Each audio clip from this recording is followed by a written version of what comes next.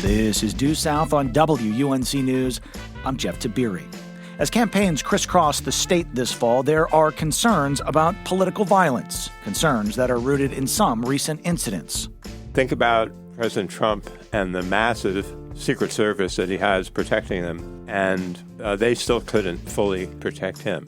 This hour, we hear from experts on the history of political violence in our country and what, if anything, is different right now. And later, we hear from two former elected officials about changes that they've seen in the sphere in recent years. And the threats have been growing. The threats to individuals, people being followed. We have to learn to respect each other and to carry out our frustration through our vote.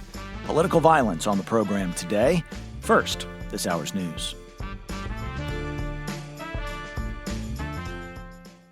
Hi there. I'm Leonida Inge, host of Due South. Thanks for listening and supporting our podcasts. We work smart to bring you the best North Carolina and the South have to offer, from the latest in state politics to important voices in race and Southern culture. Due South is here every day. But we couldn't do it without your financial support. Thank you. If you like what you're hearing, please consider making a donation today at WUNC.org.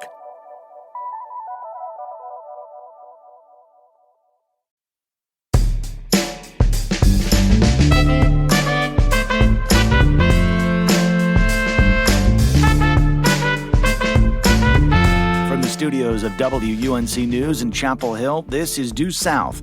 I'm Jeff Tiberii. Midterm Election Day is less than 3 months from now. Campaigns are ramping up. Candidates will soon more regularly visit you in the form of endless campaign advertisements. And the fall is sure to be politically hectic and divisive. There is another issue at play in this moment of American politics: violence. High-profile incidents in the last few years include assassination attempts of President Donald Trump, the killing of a prominent Minnesota lawmaker and her husband at their home, and the assassination of conservative activist Charlie Kirk. Recent polling shows that while most North Carolinians do not support political violence, many expect incidents to happen here before the midterm elections are complete. Joining us to discuss that for the first portion of the hour are Michael Bitzer, professor of politics and history at Catawba College in Salisbury. He is also the director of the Center for North Carolina Politics and Public Service. Irwin Morris joins us in studio. He's a distinguished professor of humanities and the executive director of the School for Public and International Affairs at North Carolina State University. And David Schanzer is professor of public policy at the Sanford School at Duke University. Professors, thanks y'all for joining us today. Thanks for having us. Good to be with you. All right. I want to, take a wide lens to start, and I'm going to turn to you first, Professor Schanzer. If you would, place 2026 on the spectrum of political violence in America, from the absolute worst time to there wasn't anything going on. Are we in an extreme moment? Is this normal? Is violence down? How would you categorize it historically? I would say some things are normal and some things are at an all-time high. I think the things that are most dangerous is that we are just seeing so many more violent attacks, violent rhetoric aimed at candidates and political office holders in America. And of course, we've seen 3 assassinations on President Trump and the horrible incident in Minnesota that you've mentioned. And I think that is something that is new and very disturbing. If we look at terrorism overall and politically motivated violence, and you compare it to the 1970s, 60s and 70s, we're at a much lower level in terms of number of incidents. And then if you look at 10 years ago, we're even a little bit lower in number of incidents than then, because then we had a large number of kind of ISIS and Al-Qaeda related terrorism, right-wing extremism was motivating a lot of incidents. And those numbers are actually down from 10 years ago. And those numbers that you're referring to down from 10 years ago, are you talking about global data or specific to the United States? I'm talking about inside the United States. Interesting. If you would, Professor Morris, build on that. What strikes you as being different or very much the same about 2026 and political violence within the prism of American politics? I'd say within American politics, one of the interesting things about our current time is the extent to which there is a partisan cant or a partisan dynamic to political violence and attitudes towards political violence. I can't think of another time. I'm trying to think another time in American politics where violence cleaved or attitudes toward violence and concern about violence from the other side cleave so clearly along partisan lines. There may be issues related to that, terrorism driven by factors that didn't cleave the parties or weren't obviously partisan issues. And so the partisan dynamic, what Calmo and Mason call radical partisanship, is something that I think is new. I'm not a political historian, but that's something that is a little different to me. Well, tell us more about that, which one of you, but I'll start with you, Professor Morris. What do you mean the partisan divide here? Just go next level. Well, and I was looking at some of the data or some of the reports from Michael's survey, and I think one of the problematic dynamics we have now is, we're in a very polarized era.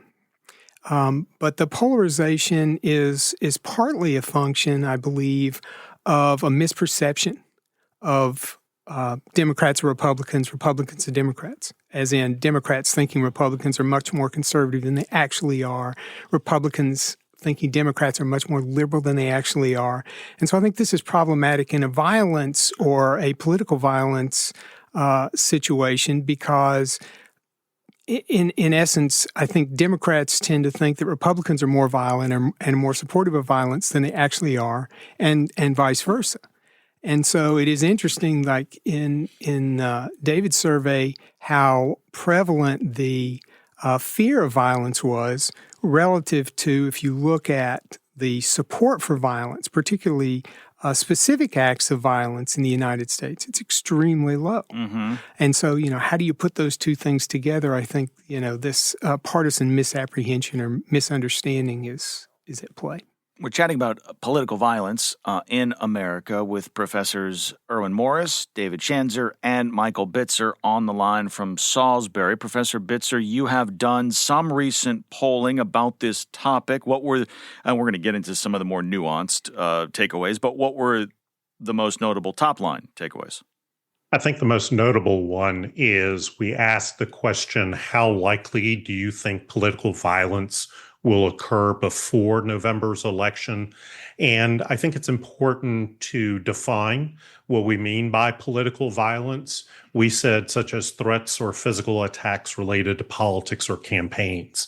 And what was really important, I think, to me was a vast majority of North Carolinians across the political spectrum are concerned about the likelihood of political violence. It was 63%, and that was across both Democrats, independents, and Republicans. And normally when we survey on particular issues, I find a real difference between how particularly Democrats and Republicans think about issues, to Irwin's, critical point about our polarization. But on this particular issue, it was pretty much across the board. People are concerned because of the height, the temperament, the tone of what we're seeing in our politics. And I think that is, ratcheting up the concerns about political violence in this year's elections. I'm not necessarily a layperson in this state, in this place. I covered politics for 8 years. It is my expectation, I hate to say this out loud, but I have been saying it for several election cycles, I will be pleasantly surprised if we get to November 15th and there hasn't been a notable incident in the United States. I suppose I feel less strongly about North Carolina because we haven't had any recent notable incidents, at least that I'm thinking of.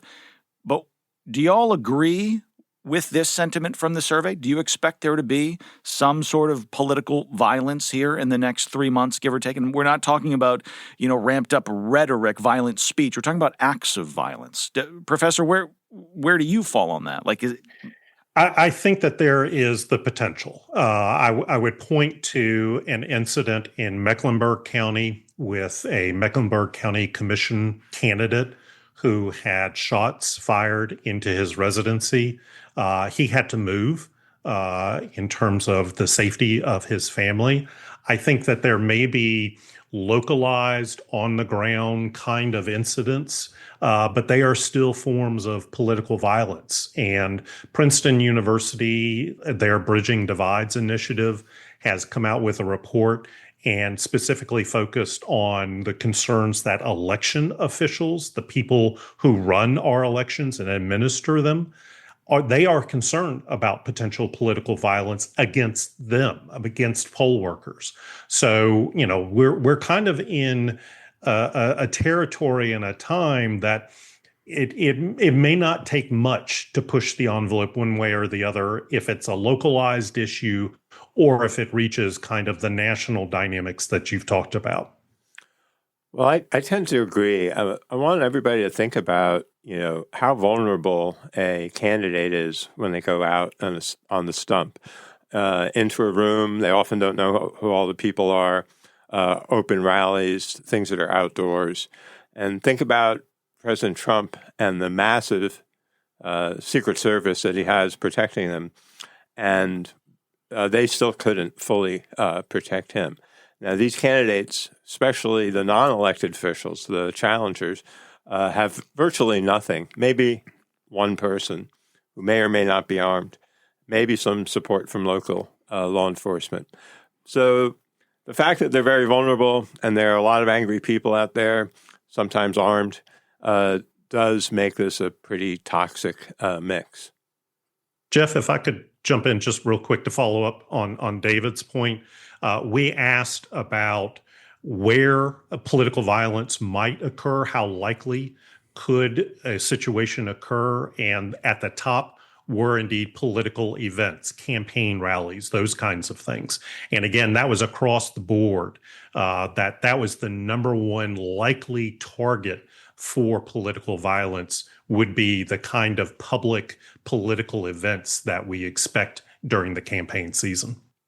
We're chatting with Michael Bitzer, Irwin Morris, and David Schanzer here on Due South about political violence in American politics, both the threat of as well as the concerns over and the perception of a different era. We're going to chat about rhetoric on the other side and also follow up on this thread of the conversation as it pertains to security and what can be done, if anything, as there are thousands of candidates across the country who are very much exposed to a degree, to a significant degree, here in the weeks and months ahead. Stay with us. Our conversation continues in a moment on Due South, right here on listener-supported WUNC News.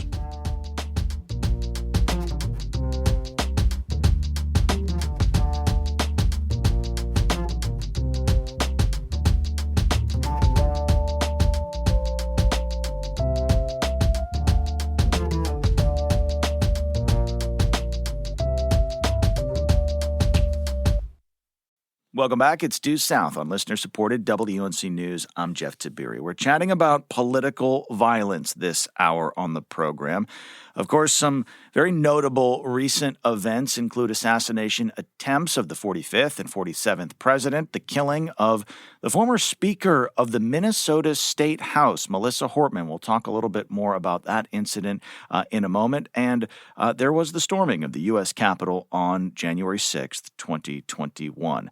Helping us with the history and the context are Irwin Morris, David Schanzer, and Michael Bitzer. Before the break, we were talking a little bit about some recent polling that you, Professor Bitzer, have done. What else stands out about what probable voters told you in your recent survey as it relates to this issue of violence in North Carolina and or the United States? Yeah, so we asked a series of hypothetical scenarios to our respondents. They were all North Carolinians. but we were interested about whether a candidate engaged in what we called anti-democratic or electoral practices. And one of the scenarios was about a candidate if they refused to condemn a violent, politically motivated assault against an opposition candidate, if that candidate refused to condemn it, what would be the likelihood of North Carolinians supporting or basically saying, I'm not going to vote for that kind of candidate? And amongst the, I guess, more reassuring, most of the respondents said that they would be less likely to vote for a candidate who didn't call out political violence, but there were still, a pretty sizable minority saying, yeah, I'd be okay with that person not condemning political violence. So we're kind of getting into this tribalistic dynamic of if it happens on the other side, I'm going to go after them. But if it happens on my side, maybe I just stay silent. And that's a real concern that I have. Yeah, I found those findings to be some of the most disturbing that I saw. And the poll is more sophisticated. You can look it up online. It goes into a number of different scenarios, some of which hinge on violence. And the numbers of people who would allow or still support somebody were anywhere ranging, if they were of their own party, were ranging from like almost 8 to sometimes 20%.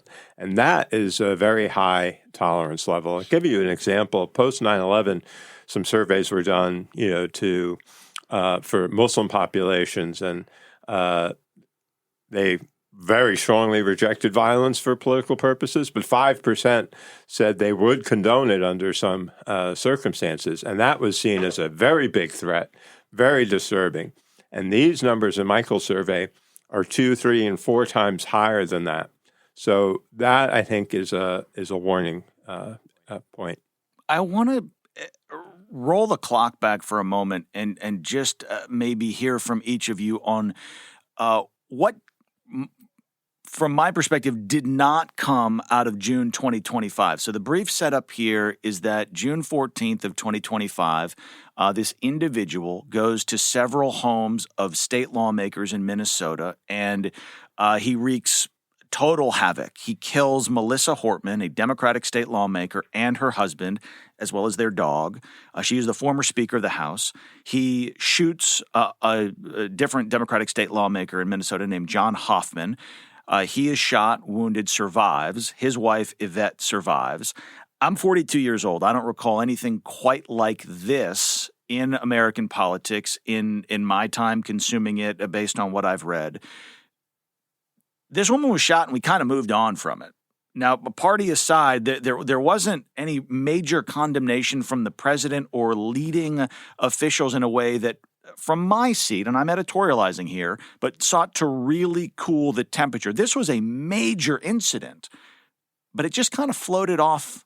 And I'd ask you to expound on that or push back or say it. Yes and or no, and here's why that matters or doesn't matter. I'm putting a hook in the water. Well, I think if that incident had happened and either President Bush or President Obama had been president, that either of them would have traveled to Minnesota, would have spoke, and would have made a strong effort to condemn, to talk about our national identity, to talk about positive aspects of America that we need to continue to promote and believe in.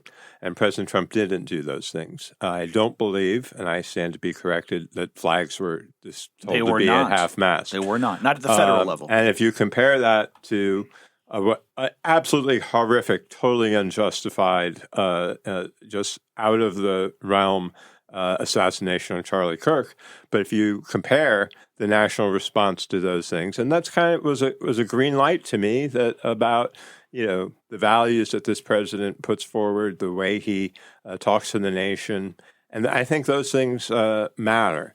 And the Kirk issue was horrific and deserved the response that it got nationally, but I think the lack of it for the Minnesota response was a very unfortunate symbol of our deep partisanship and also the lack of national leadership that we have to bring our country together and get it beyond violence in politics.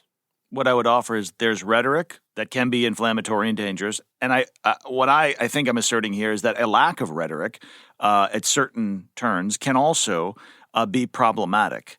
To that point, is there rhetoric or the absence of rhetoric that stands out to you, whether it's a specific moment or whether there are just areas of certain kinds of rhetoric or the absence of certain kinds of rhetoric that you all hone in on as notable or problematic?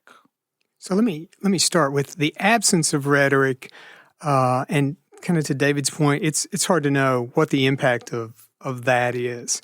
From an experimental standpoint, for people who do public opinion, it is very difficult to, in a sophisticated study and a rigorous study, to demonstrate clearly that rhetoric influences attitudes towards specific types of political violence.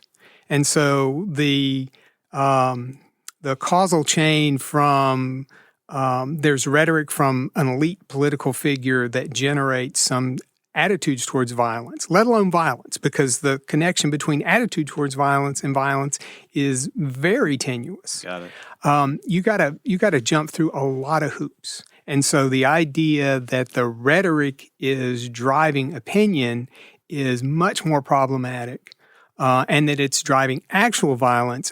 You just pretty much can't say that. It's a stretch. Okay. Professor Bitzer, anything to add here? No, I think everybody has covered what I would say. The concern about not calling out and condemning the political rhetoric. We have national leaders, we have individuals who command the respect, in this divided, polarized time of their party and their supporters. And we've I have felt like gotten away from understanding that civic dialogue and civic engagement does not have to result in bullets being fired towards opponents. And the concern that I have is if we're not calling that out, what is the potential damage to our civic society, and how do we get back to a sense of there are some things that are just beyond the pale of civic engagement, and political violence is, I would say, at the top of that list. I agree with Errol that it's very problematic to assert that any specific kind of rhetoric is causing any specific incident. That, I agree, is impossible to prove, and we just don't know. But I do think it's the style of politics that we've moved to in recent years that, let's just say, creates an environment where it seems to maybe stimulate these kinds of activities. Again, I'm not talking about a one-to-one. And that style of politics is one that demonizes the other side as not only the enemy, not only as a political opponent, but literally rhetoric that they are going to destroy the country, that you won't have a life anymore, that the other side is going to take away your liberties, and so on. And we see that on a little bit on both sides, but I will say I believe that President Trump engages in that style of politics and rhetoric and characterization of his political opponents in a much stronger way than Democrats generally do. They talk about President Trump as a threat to democracy, but they don't talk about the opponents as being as evil and threatening to people's livelihoods and strong core beliefs, I think. And I put the blame to that squarely on President Trump. You use the word style. I want to circle back to that in a moment. Let me remind listeners, we are chatting with Professors David Schanzer of Duke University, Irwin Morris of NC State, and Michael Bitzer of Catawba College. We are discussing political violence in America.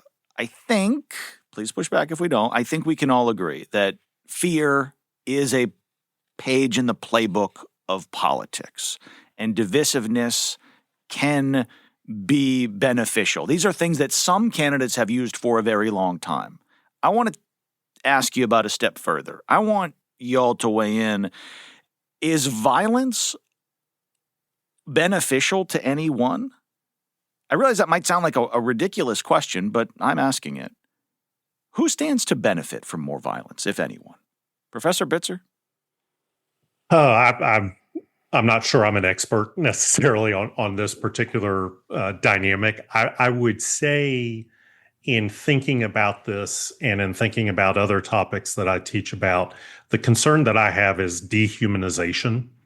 That, if we get to a point where, as David indicated, we're seeing the other side not as the loyal opposition, but as enemies, and we get into this us versus them, and we stoop to the level of dehumanization, we really cross a threshold that then opens up opportunities, not just for political violence, but things beyond that are very concerning to me, at least. So that's how I would think about these things.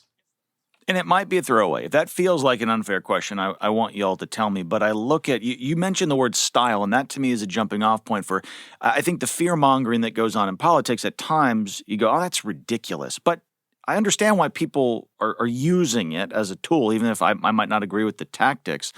But I do sincerely wonder. Well, I want to just say unequivocally that violence is never justified in politics. In fact, it's not politics. It's violence. The whole idea of violence is contrary to the idea that politics is a means for us to govern ourselves and to resolve our disputes. Violence is a rejection of the whole idea of politics. So I would answer your question with a no. Now, does that mean that violence never can bring about a particular kind of result, changing history? I think there are many examples where violence has changed things, not necessarily in the way that the violent perpetrator expected or anticipated, but violence does change history. And I want to be clear here, in case my question was overly vague. I am in no way, shape, or form calling for violence or insinuating that that's a good thing. I was trying to frame it as, are people pushing for violence because they think it's going to be beneficial to them? That was more of my question, and apologies if it was poorly worded.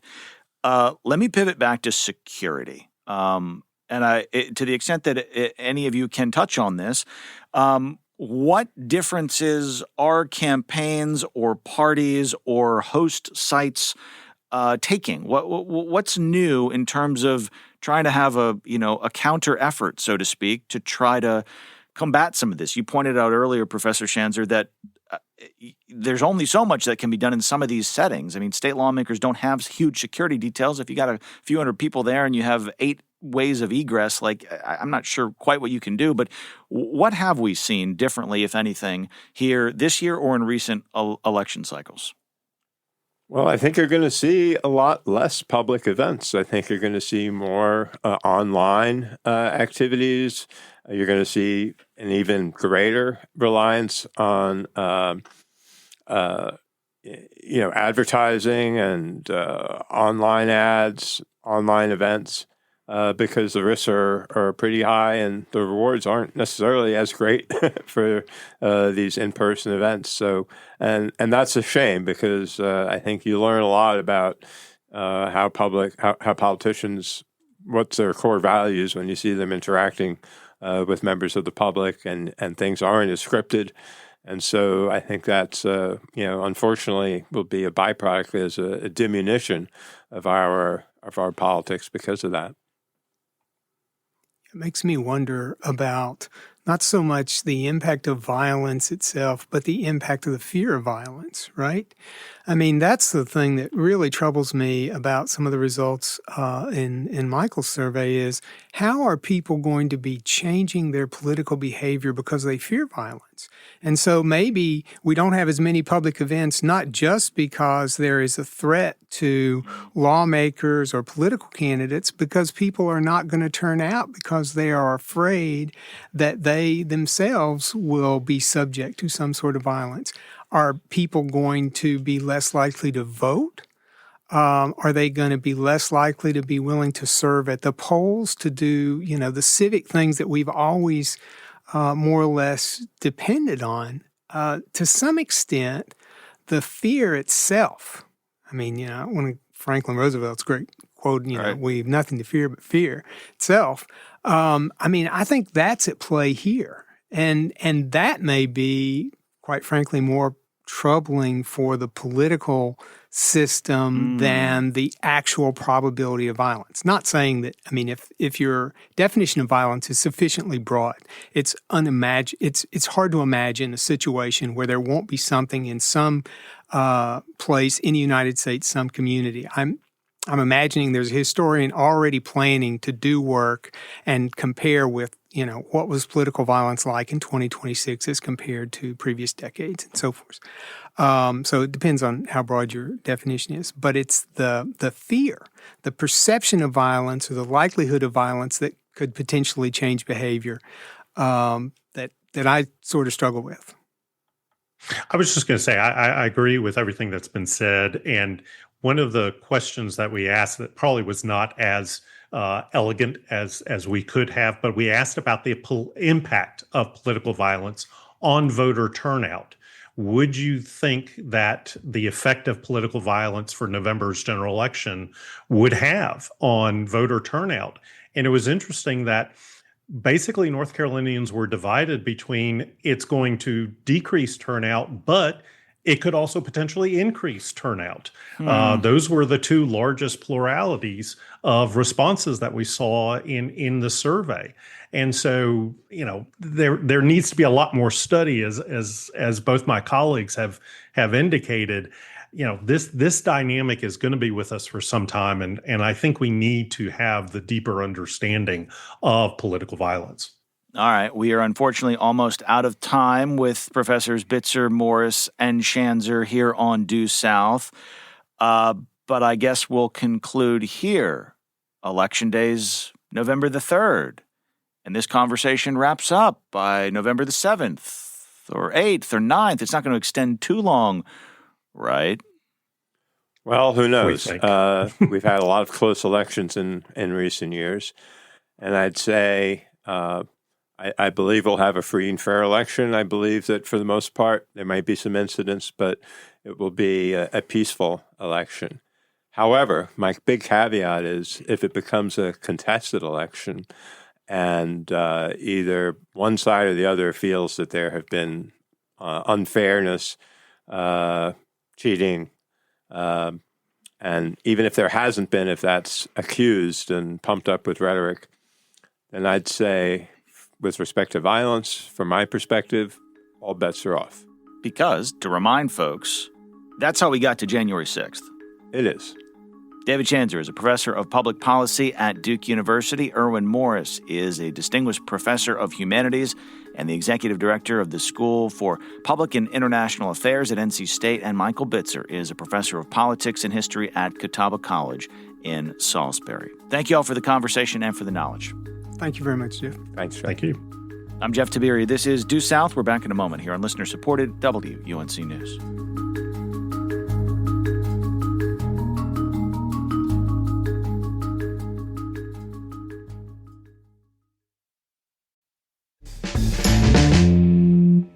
Welcome back to Due South on WUNC News. I'm Leonida Inge.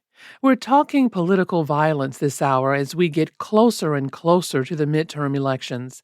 It doesn't matter if you're an elected official or a candidate for office, threats and harassment have flooded the political landscape in recent years. This brings about the issue of trust, and if voters across the South, across the nation, trust their vote will be counted. It wasn't long ago, 2020, when President Donald Trump continued to cast doubt on the validity of the vote in his loss to President Joe Biden. Atlanta elections worker Shay Moss and her mother were falsely targeted by Trump. Moss testified they feared for their lives. And I went to that icon, and it was just a lot of horrible things there. And those horrible things, did they include threats? Yes, a lot of threats. wishing death upon me, telling me that, I'll be in jail with my mother, and saying things like, be glad it's 2020 and not 1920. Well, nonpartisan groups are working overtime to bring civility to the 2026 midterms and keep the temperature of the heated political rhetoric down. Joining us now are two former elected officials who are doing this work. Deanna Ballard is a former Republican state senator from Watauga County. She's now a senior advisor with Keep Our Republic, a national bipartisan group that educates the public on constitutional principles like checks and balances. And Jennifer Roberts, the former Democratic mayor of Charlotte and a former county commissioner. She is senior advisor with the North Carolina Network for Fair, Safe, and Secure Elections, another bipartisan group that educates voters. Thank you both for joining us today. Thank you. Good to be here. Jennifer, what kinds of changes are we seeing to election law in North Carolina, really on a broad level? Well, on a broad level, the concern about integrity and security of elections continues. As you mentioned, it really spiked up in 2020 with the cries of fraud and the numerous challenges to Joe Biden's win. And so we're seeing a lack of trust from, both sides of the aisle, really. Election administration is complicated. It's run in each state differently, and it takes a while. We get a lot of people from other states moving here. It takes a while to understand what happens to your ballot. And we are trying to help educate folks to let them know that there are checks and balances, and they absolutely need to trust that they can vote and that there is a legal process for any kinds of irregularities or challenges. But the environment right now is very tense, and we are concerned about the increased harassment and threats to election workers. A lot of these folks are volunteers, they're your friends and neighbors, but people's, concerns and tensions are high. How is your organization educating people? I mean, how are you getting the word out and making people, I guess, feel comfortable? Well, we've been doing this work since 2021, and we have done a number of things. We are doing town halls in different counties, featuring the county election director who actually does the administration and knows all about checks and balances. We also, to make sure it's nonpartisan, we feature one Democratic Board of Election member and one Republican Board of Election member. And what's been so interesting in 2022 and 2024 when we did these town halls is so many times the Board of Election members say, yeah, we agree 90% of the time on, how to look at a provisional ballot and how to confirm a voting site. And I think that puts a lot of voters' minds at ease. There have been a lot of changes recently. We also did an election commission in 2024, 2025 to study our election law and look at ways it can be improved, but also just how really well written it has been and how it has worked over the years. We have a faith outreach that talks about, treating your neighbor with respect, not threatening and harassing people, and of course, fulfilling your faithful duty of being an active civic member by voting, but also, doing things like sign up to be an election worker, see how the administration actually works, learn more about it so you can feel comfortable and share that with your friends and neighbors. So we've been working at a number of levels to try to restore that confidence. Yeah, I don't know the latest numbers, but there was some worry that folks were not signing up to work elections across this country, definitely lower numbers in the South. Deanna, tell me about Keep Our Republic. It's a national effort doing communications work in several states, but what's going on here in North Carolina? great. Thank you so much for the opportunity to be here today.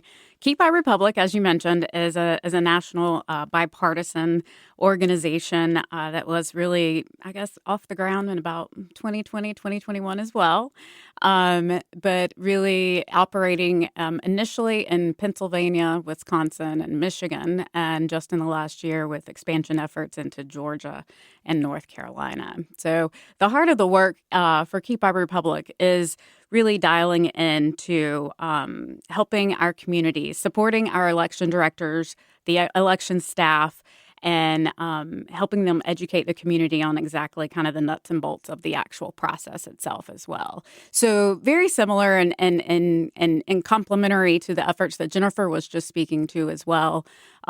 Keep Our Republic has also been doing more specific communication style trainings for election directors, or some county commissioners even. I mean, folks who are really seen as trusted messengers locally.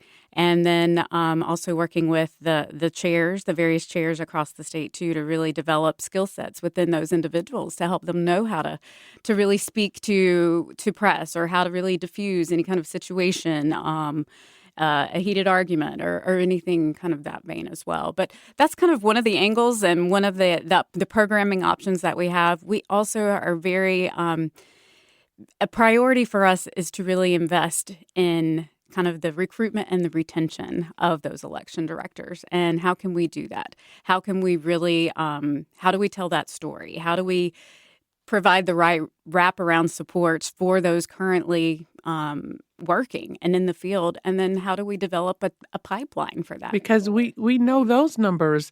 I remember growing up in Tallahassee, Florida, and voting there very early, and then moving on to different states. And I tell you, poll workers were as old as my grandmother. There were folks who were retired, who had the time, the energy, that definitely knew the electorate, that knew everybody in town. But wow, how do you make folks in their 20s and 30s, take on this big task?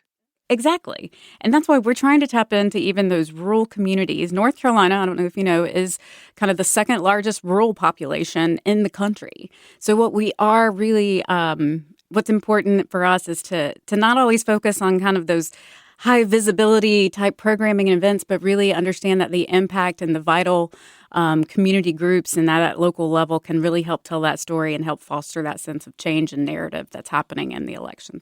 Well, Jennifer, I want to talk about misinformation. What is your organization doing? I don't know. What are you doing about making sure that, there are a lot of us that are pretty astute. We may come out to these town halls. We may, read the literature, but you're trying to reach that other, 50% or more of folks who are not paying attention and may just grasp hold to whatever they find on the internet, on social media.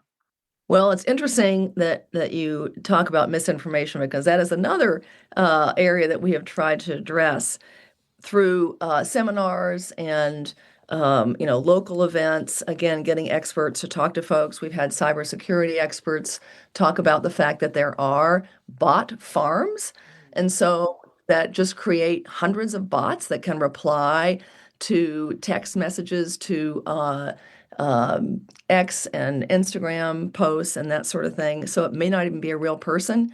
We also have had experts tell us how other countries are interfering through social media. They don't have to even hack your account. They can, send out some false post and make a video that looks real, and people share it and believe it. And we give people the tools to really look at what's the source of that information. Can you double check, triple check these days, maybe even 4 or 5 different sources? And, kind of look at things with suspicion, especially things that try to get you to act urgently or try to really raise your frustration or your hackles to get you to respond quickly. Usually that's a sign that somebody is slanting or maybe even completely lying about something. Or they want you to send it to all your friends. They encourage you to pass it on. Yes. I would say we actually saw a post from the Hurricane Helene that was sent from Russian state media that said FEMA was not there, nobody was helping. It was all about trying to get people riled up and upset with government, and it was totally false. I know groups like, this is backtracking a little. I'm thinking about, getting people to the polls. I'm thinking about Democracy North Carolina and say Common Cause North Carolina, for example. They have these like vote protectors, that actually you see them at the polling places.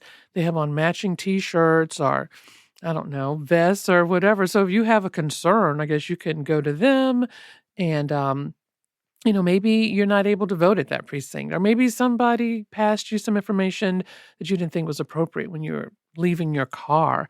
I mean, do your organization support these like vote protectors at the polls? I would just say Democracy NC and Common Cause and You Can Vote, League of Women Voters. There are a number of nonprofits that are, again, trying to help educate voters. And we welcome that because it takes a lot of us to try to reach all the folks. And, not everybody's thinking about elections all the time. Some people are just trying to make ends meet, and get through their lives. But Democracy NC does have that vote protector program, and there's an 888-OUR-VOTE phone number that has lawyers. And, one of the things in North Carolina that we are challenged with is that we get a lot of folks from other states where things were done differently.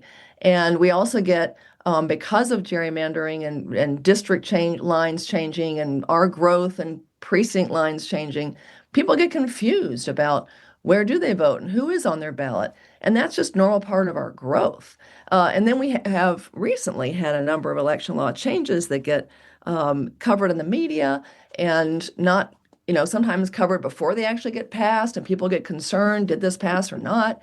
And Confused. So there are a lot of reasons for confusion. So those vote protectors are helpful. And again, a lot of those nonprofits like the League of Women Voters that are very nonpartisan are helpful as well. It's funny, Jennifer, I mean, even members sometimes will still get confused by what language is still going between House and Senate chambers with all the election bills and conversations that take place. So that's why it's so important for, our organizations to be central to the point of really educating those folks on the latest and the greatest of what's coming out and what they're expected to understand and to implement. On the point of mis and disinformation, I would kind of like to speak to that for a minute, if you don't mind. I mean, most election, I would say misinformation isn't a lie like invented from nothing. It's a mundane, real procedural like process that can be stripped out of context and filmed on a phone and then posted, with some sinister caption of sorts to really instigate a conversation or some sort of like pushback. But the cure really isn't in fact checking like after the fact. It's really getting in front of it and really helping people understand the process before that video even shows up. And I do think that is really kind of the linchpin and what's very important for us to understand is how we can be better messengers and better educators on what is going on at the State Board of Elections or, in my local community. So I think that's just important to understand. And in this age of AI and what's going on, I mean, I think what's really troubling and what the danger is, the danger isn't in believing that you'll believe something false. It's that you'll stop believing anything true. And that's the liar's dividend. I mean, that's kind of, what they get out of that. So I think once people know fake exists, I think the real issue and the real evidence is, something that is real and true is getting dismissed as fake. So I think those are just it's very dynamic time in North Carolina, but in the political spectrum at large as well. And when we talk about political violence, it's not always, we're talking about fists and cans and bottles and guns. We're talking about what can be done on social media. Harassment is political violence. I know a recent survey by Catawba College shows more than half of North Carolina voters polled expect some kind of acts of political violence during the midterm campaign season. I mean, Jennifer, how concerned are you? And I have to ask you, while you were mayor and running for mayor, were you concerned about political violence? Well, absolutely. It is a concern, and that concern has been growing. I know that the polling that you talked about with Dr. Bitzer has shown that. And the threats have been growing. Threats to individuals, people being followed. We have to learn to respect each other and to carry out our frustration through our vote and through our voice to our elected officials, and not through violence or name calling. But Deanna, before we go, what can current elected officials and political candidates do to really elevate where we are now and keeping the rhetoric down and hopefully, slowing down this violence and harassment? I would say inform, don't enrage. There is a way to be respectful and getting the right information and the true information out there. Part of de-escalating anything is, and for a possible outcome, is really working together. So, for example, about 10 years ago when I when I just started running in 2016, the Orange County Republican Party had a firebomb basically thrown at their headquarters with a bunch of derogatory... In Hillsborough, I think I remember that. Yes, derogatory sayings well, the next thing you know, the Democrat Party actually came together, created a GoFundMe, and raised $10,000 within an hour to go support the Republican Party to reopen their building. And that's, at the end of the day, what we are all trying to do here as part of this work. Well, former North Carolina State Senator Deanna Ballard is a senior advisor with the national group Keep Our Republic, and former Charlotte Mayor Jennifer Roberts is with the North Carolina Network for Fair, Safe, and Secure Elections. Thank you both for being here and for doing what you do. You've been listening to Due South on WUNC News. I'm Leonida Inge. Each story you hear on Planet Money starts with a question. What happens if we refund tariffs? Why are groceries so expensive? At NPR, we stand for your right to be curious, because the forces shaping our world can be hard to see. Follow NPR's Planet Money wherever you get your podcasts and start seeing how the economy really works.